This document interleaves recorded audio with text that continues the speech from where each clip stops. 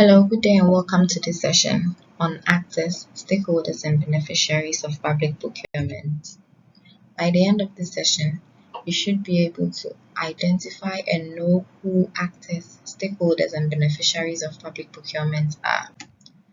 So when we say actors in public procurement, these are basically people who are directly involved in the public procurement process. They play an active role in the public procurement process.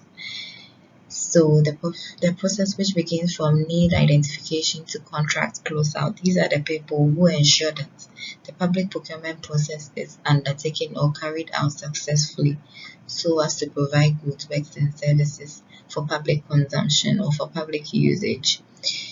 Actors of public procurement ensure that the goal of public procurement is achieved, and in doing so, they must gain stakeholders' trust and also ensure that they fully understand the public procurement process while abiding by the public procurement rules, because public procurement is undertaken within rules and regulations. So public procurement actors who are responsible for achieving the goal of public procurement should ensure that they are knowledgeable and competent enough in relation to the rules and regulations governing procurement in the public sector.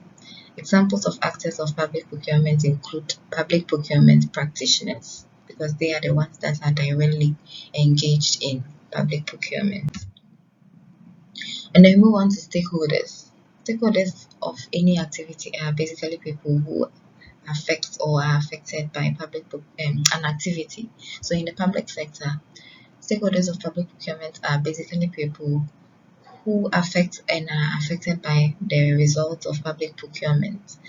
They are also people who stand to gain from the public procurement process, and stakeholders actually play a passive role because they are not directly involved in the public procurement process, that is from need identification to contract close out. Then we have beneficiaries. As the name implies, beneficiaries of public procurement are basically people who stand to benefit from the outcomes of public procurement proceedings. And in a country, because public procurement is done to satisfy the needs and wants of the public sector, beneficiaries of public procurement are deemed to be the inhabitants of a country. This is because public procurement outcomes are deemed to provide goods, works, and services to satisfy the public needs. Therefore, if that's the case, then beneficiaries of a public procurement proceeding are basically the inhabitants of a country, because public procurement seeks to satisfy the needs of the public in terms of transportation systems, public utilities, educational systems, and medical services, as well as facilities.